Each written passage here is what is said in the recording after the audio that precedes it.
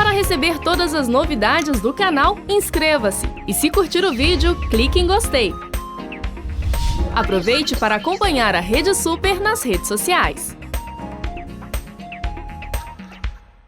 Catástrofes naturais, assassinatos em massa, epidemias. Parece mesmo que o mundo está acabando. E nas ruas, será que as pessoas acreditam mesmo que os nossos dias aqui na Terra estão acabando e que o fim do mundo está próximo? Você acha que a gente está chegando realmente no fim dos tempos? Com certeza. É tanta notícia que você vê que você fica horrorizada, por exemplo, pai matando filho, filho matando pai, e outras coisas que você fala assim, gente, nem animal faz, por exemplo, com alguém, com outro animal. Eu acho que assim, a caminhada que a gente está levando e o que a gente tem visto na televisão, nos noticiários que a gente tem vivido, é a confirmação mesmo. Eu acho que sim, porque o Cristo, quando ele veio à Terra, ele colocou algumas coisas, né? Colocou algumas situações. E ao passar do tempo, elas vêm acontecendo, realmente. Elas vêm acontecendo, sim. Não é difícil a gente ligar um noticiário e ver notícias horríveis, né? Filho matando pai, pai matando filho, catástrofes naturais, enfim, uma série de notícias bem hediondas. Só acha que isso pode ser um anúncio do fim dos tempos? 70%. Eu, por exemplo, evito, entendendo, de ouvir noticiários, entendendo, que só... passa só notícia ruim, é o que você falou, pai matando filho, roubou, matou, então as notícias de hoje é só coisas ruins, então eu evito. O senhor acha que isso pode ser então um anúncio dos fins dos tempos? Eu acredito que seja. Acho que tudo isso que o mundo está vivendo no momento, essa violência mesmo, essa violência do mundo atual. Aos poucos estamos chegando ao fim do mundo. Você acredita no fim do mundo? Acredito. Porque a palavra de Deus mesmo diz que um dia ele voltará, né? Então parece que as coisas que estão acontecendo hoje em dia, tá parecendo que está à volta de Jesus mesmo. Realmente, mas realmente a gente está chegando aí no fim do tempo? O que a Bíblia fala sobre isso? Quem tira todas as nossas dúvidas é nossa querida pastora Ângela Valadão. Muito bom dia, que bom ter a senhora conosco. E ó, manda sua pergunta aí para nossa querida pastora. Nosso WhatsApp, o telefone já está na tela, não é mesmo, Serginho? 84029756, o WhatsApp aqui da Rede Super. Tem dúvida aí, ó? Domingo nós tivemos um espetáculo belíssimo, que foi a Lua de Sangue, né? A Super Lua. E isso aí, segundo profecias bíblicas, nós vamos aprender aqui com a pastora Ângela, vamos ver as relações de tudo isso. Agora, você tem dúvida? Aqui, ó, já estou com o WhatsApp aqui na mão para poder, de alguma forma, passar aqui a sua pergunta, o seu questionamento, a nossa mestra que aqui está. É isso mesmo. Pastora, seja muito bem-vinda, viu, pastora? Obrigado pelo privilégio, o presente que a senhora nos dá tá aqui. Agora vai começar uma aula. Nós somos os alunos aqui, Serginho? Sim. Só não pode colar não, viu, Carol? Não pode colar não. Serginho. A Carol, quando era criança pequena lá em São João del Rei, pastora, ela colava. Ela não era crente. É que eu ainda não conhecia Jesus. Não vale a pena, né? Não vale. Aí eu conheci Jesus, todo tipo de mentira não pode fazer parte da nossa vida. Porque ele é o caminho, a verdade e a vida, né, pastora? Conta pra gente, pastor, nós estamos chegando realmente no final dos tempos. Por causa da lua de sangue, um reboliço tem aumentado aí no coração das pessoas. Fala um pouquinho pra gente, por favor. Sim, interessante, Carol, é que nós percebemos que hoje mais o mundo, mais o cinema, a ficção, mais os cientistas estão preocupados com esse assunto do que a própria igreja. É interessante que quando Jesus ele fala do sermão profético, ele fala a respeito de todas essas coisas, ele traz uma parábola das 10 virgens. 5 eram prudentes e 5 eram nécias. Elas eram virgens, elas tinham lâmpadas. A diferença entre elas é que as 5 prudentes, além da lâmpada acesa, tinham azeite na botija. Mas algo interessante, Serginho, é que meia-noite todas as 10 estavam dormindo. Aí se ouve o grito, eis o noivo. Então elas se levantam. As que estavam prontas tinham suas lâmpadas acesas e tinham azeite. E as outras não tinham suas lâmpadas acesas. As que não tinham suas lâmpadas acesas não puderam entrar na festa, somente as prudentes. Mas algo que me chama a atenção nesta parábola sobre o que Jesus quer nos falar, ele está falando sobre as bodas do Cordeiro, sobre o ápice, a consumação da nossa fé. Então ele diz que as que estavam preparadas também estavam dormindo. Era meia-noite. E a gente pode perceber isso na igreja hoje. Muito pouco se fala sobre a volta de Jesus. Há muitas pessoas que estão se convertendo dia a dia e que não sabem nada sobre o arrebatamento, sobre a tribulação, sobre o milênio, sobre o tribunal de Cristo, sobre o novo céu e a nova terra. Não sabem nada. Estão vivendo e recebendo palavras somente para o dia a dia, como se a vida fosse só aqui. Às vezes eu penso, Carol, que a mensagem que tem sido passada é o contrário do que Jesus disse. Ele disse, não ajunteis tesouros na terra. Mas parece que a mensagem foi, ajuntem tesouros na terra. Chegou distorcida. Nós estamos de passagem, nós somos peregrinos aqui. Sim, sim. Mas o olhar, a visão, o entendimento está muito voltado para a terra. E Deus tem dado sinais. As Escrituras nos mostram assim de uma maneira muito detalhada todo o cenário, todo o descortinar. É como se o Senhor preparasse um filme do futuro passando para nós com todos os detalhes. E as coisas que estão acontecendo hoje, Serginho, realmente elas são um atestado de que a vinda de Jesus está próxima. Então já temos o roteiro. Sim. E também temos um cenário pronto. Sim. Agora é só a ação. Luzes, câmeras, ação. Isso. Pastora, inclusive a ação já está acontecendo. É isso que eu ia falar, a ação já está acontecendo na terra, acontecendo nas nações, acontecendo em Israel, acontecendo na igreja, acontecendo na sociedade e acontecendo nos céus. Uma pergunta que eu faço para a senhora é a seguinte: como que acontecerá, né, o arrebatamento em relação à tribulação? Olha, com relação assim a um cronograma, a Bíblia não nos dá assim um tempo marcado exatamente, cronológico certo tempo, ali, né? Tanto Exato. tempo depois, não. Mas exatamente o Senhor nos traz o entendimento e a postura que nós devemos ter. Ele diz, portanto, vigiai. E vigiar não é só ficar de olho aberto percebendo o que está acontecendo, mas vigiar é também orar. Ou vigiar é orar. Em Lucas 21:36 ele diz assim, vigiai, pois, orando em todo o tempo, para que possais estar de pé, para que possais escapar de todas as coisas que têm de acontecer e estar de pé na presença do Filho do Homem. Ou seja, um juízo está para ser derramado sobre a terra. Muito sofrimento está para vir sobre a terra, um sofrimento tão grande que nunca houve igual. E você falou sobre o arrebatamento. O arrebatamento da igreja é exatamente esta, não digo uma oportunidade, mas algo que Deus preparou para o seu povo, para não passar por esse juízo. Por quê? Porque o Senhor disse, quando foi destruir Sodoma e Gomorra, através da oração de Abraão, que se tivesse ali 10 justos, as cidades não seriam destruídas. Ou seja, os justos, os que creem em Deus, os que amam a Deus, como a Carol esteve agora ministrando sobre a obediência à palavra, as pessoas que buscam ao Senhor são o sal da terra. Então eles preservam, eles estão guardando, eles são bênção, eles são luz, eles são sal e impedem que esse juízo venha, se estabeleça.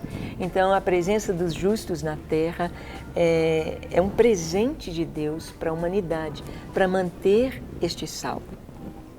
Mas o arrebatamento, Jesus fala sobre isso, né, que vai acontecer ao mesmo tempo na terra, e a terra na sua redondeza, um lugar é manhã, o outro é tarde, o outro é noite.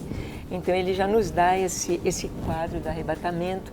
2 estarão na cama, um é tomado, o outro é deixado, mostrando que é noite num lugar. 2 estarão no campo, é bem cedinho, é de manhã, um é tomado, outro é deixado. 2 estarão no moinho, é à tarde. Então nos mostra esse acontecimento mundial que vai ser instantâneo, no abrir e fechar de olhos. E a gente já vê as ficções aí no cinema já apontando para o fim do mundo, apontando para uma invasão da Terra, apontando para o desaparecimento de pessoas.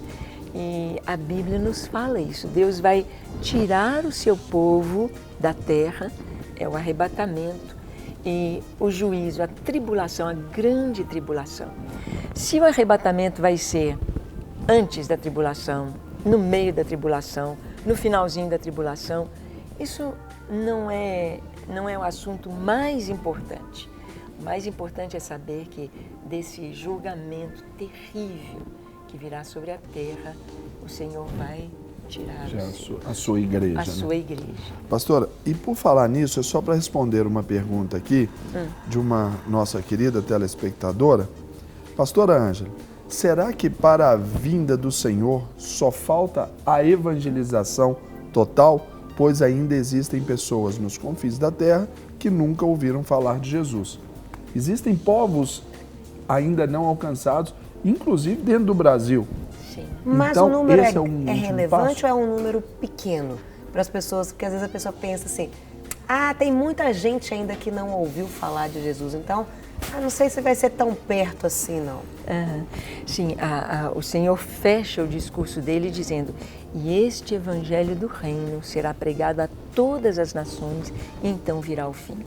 Eu creio que o desenvolvimento da tecnologia nos nossos dias, estamos aqui com a televisão falando às nações, a todas as nações, em qualquer lugar do mundo se pode acessar pela internet a Rede Super. Isto aqui é um alimento, isto aqui é um proclamar do Evangelho. Evangelho são as boas notícias de que Jesus venceu a morte, venceu o pecado, trouxe a vida eterna para nós. Essa boa notícia, o Evangelho. E eu creio que esse desenvolvimento da tecnologia é a bondade de Deus para se cumprir essa profecia. Mas quando ela vai se cumprir? A qualquer momento que nós não sabemos. Por exemplo, o Ronaldo Lidori esteve contando uma experiência interessante. Ele veio da África, esteve lá 9 anos, levantando igrejas, e voltou para o Brasil com a família, mas o chamado dele era trabalho com indígenas. Então ele procurou saber tribos indígenas da Amazônia que não tinham sido alcançadas para ele ir. E ele foi, se paramentou todo para a selva e foi. Quando chegou na primeira tribo, era um domingo, o pessoal lá varrendo, limpando lá a maloca lá, e ele disse: o que vai acontecer aqui? Vai ter festa? Eles disseram: vamos ter um culto. Olha. Um culto? Sim, nós cremos em Jesus. Eles tinham os cânticos, tinham a escola dominical, tinham a Bíblia. E ele falou: mas quem trouxe o Evangelho para vocês? Que legal. Aí falaram: foi o irmão João. Irmão João. E ele foi nas 6 tribos e esse irmão João tinha ido lá. Olha. Ele foi atrás. Quem é esse irmão João? Ninguém sabia nas agências missionárias quem era esse irmão João. Aí os irmãos indígenas o levaram um ribeirinho. Pobre, 2 panelinhas lá, esposinha lá com 2 filhos pré-adolescentes, e ele com a Bíblia na mão, aquele óculos fundo de garrafa, aquele homem simples, um ribeirinho. E o Ronaldo então disse: eu sou missionário e tal. E ele gritou à esposa e falou: Maria, vem cá para você ver um missionário de verdade. Linda essa história, eu já tinha ouvido. Muito legal. Então nós vimos o quê? O Espírito Santo, ele não está esperando a nossa performance, ele não está esperando que nós vamos. Aquele que se dispõe, ele usa. Então a pregação do Evangelho está sendo feita. Está sendo feita. Há missionários brasileiros que são empregadas domésticas e faxineiras pela Europa, pelos Estados Unidos, há jogadores de futebol, há empresários. Então, alcançando a Ásia, exato, né? Não é mais aquele modelo tradicional, mas o Evangelho, eu creio que esse desenvolvimento da tecnologia é um fator que aponta para o fim. Eu estou rindo aqui. Eu tenho que contar. Isso é em confidência, pastora Ângela. É mesmo. Em confidência, só tá vendo. O Serginho tá do lado da pastora Ângela assim. A diretora falou 5 minutos. Aí ele. Aí eu já tô aqui negociando, 10. Que aí não acaba falar os outros 5 que eu ganhei de 5, aí eu chego mais 5. Aí a gente vai levando aqui. É muito bom, né? A gente começa... É muito bom, dá vontade de não sair daqui mesmo, não arrastar meu pé daqui, desse lugar aqui não. Mas há alguns sinais, Carol, que são da nossa época, são muito evidentes. Só deixa eu te pedir só uma pausazinha, porque aí a gente já responde aqui. A Marcele, de Teresópolis, ela diz: eu queria saber por que as igrejas, ou muitas delas, não pregam sobre os fins dos tempos. Aí, senhora, gente, pegar esse gancho e aí fala sobre dos sinais de esses hoje. sinais. Pois aí. é, isso aí é um sinal, é o que eu falei, igrejas dormindo. Então, isso aí já é um sinal. Igrejas que, na década de 70, nós tivemos um avivamento muito grande, 60, mais a década de 60, porque Israel tinha retornado à sua terra. Então veio a consciência de que as Escrituras estavam se cumprindo. De uma maneira assim, impensada, de uma maneira sobrenatural, o povo judeu voltar para a sua terra. Não se acreditava que isso fosse possível. Então isso aí trouxe um despertar e começou-se a cantar a vinda de Jesus e muitos cânticos. Se formos olhar a música gospel, né, da década de 60, era toda sobre a volta de Jesus. E Jesus não voltou na década de 70, na década de 80, então o povo começou a parar de falar e hoje... Tipo, foi esfriando? É. Como se não fosse voltar? Sim, e hoje já existem até pastores que têm medo de falar sobre a vinda de Jesus para não serem ridicularizados. Oh, ele não voltou ainda, não voltou ainda. Porque Pedro já avisa, fala, um dia para o Senhor é como 1000 anos. Ele não tarda. Mas hoje nós vemos uma mudança na sociedade, essa questão da ideologia de gêneros. Não é só Brasil. Está na Argentina, está no Chile, está nas Nações Latinas. Suécia já foi autorizada. Está na Europa, Estados Unidos. A gente já vê, Serginho, não o anticristo tendo o domínio, mas o espírito do anticristo. E quem sabe, ele mesmo já está por trás disso tudo aí. E até porque grandes referências mundiais, inclusive religiosas, já estão falando efetivamente que precisa ser levantado esse líder mundial. Sim. Né? A nova ordem mundial é uma realidade, né? Os ideais da nova ordem mundial, de, por exemplo, termos uma população de apenas 500 milhões de habitantes, somos quase 8 bilhões. Então, para chegar nesse nível, vai ter de ter muito sangue derramado. E a gente está vendo, né? Eles estão tentando essa questão de estimular o homossexualismo, é exatamente para diminuir a população, porque não tem filhos e a pedofilia, o abuso de crianças vai gerar homossexuais, vai gerar pessoas com problemas, né, nesta área.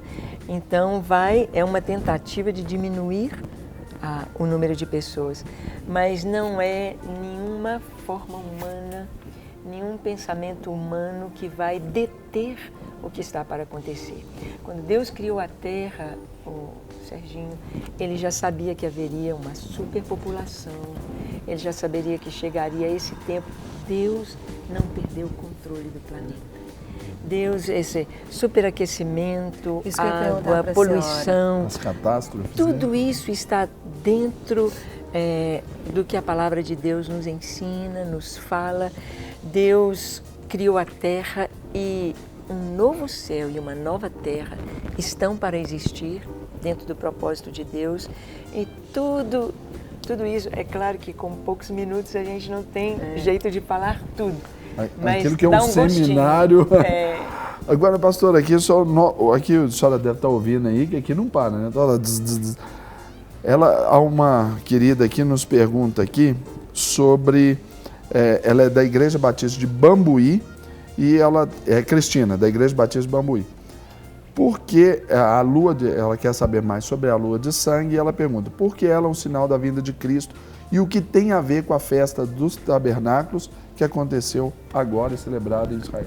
Isso, o Senhor Joel, no capítulo 2, ele fala sobre o sol se escurecerá e a lua se tornará em sangue.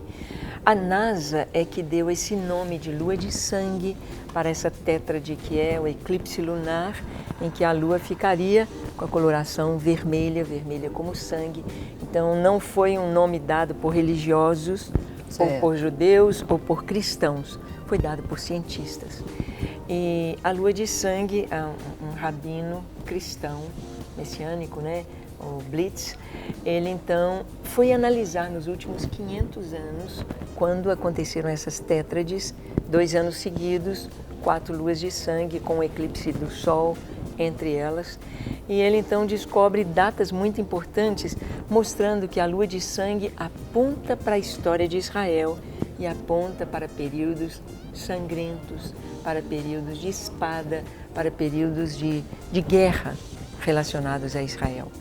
A primeira em 1492, quando foi instaurada a Inquisição Espanhola. Então houve lua de sangue exatamente no primeiro dia da Páscoa e na festa de primeiro dia da Tabernáculos. E no ano seguinte também Páscoa e Tabernáculos. Páscoa é o começo da nossa história, é o começo da fé cristã. A fé judaica é a raiz e Cristo ele veio trazer luz sobre tudo isso do Antigo Testamento, as sombras do Antigo Testamento, elas todas se revelam em Cristo, o Messias. A Páscoa, Jesus morre exatamente no dia da Páscoa, no momento que o Cordeiro Pascal era sacrificado. Então, a nossa história começa com o sacrifício de Jesus.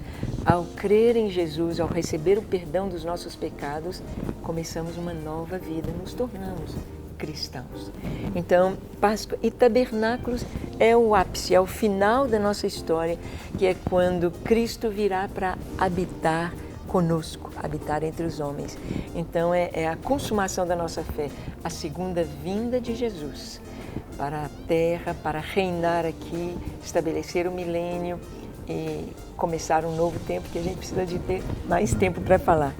E aconteceu em 49 e 50, logo depois da instauração do Estado de Israel. Por que não foi em 48? Porque a lua de sangue fala de espada, fala de sangue, fala de guerra.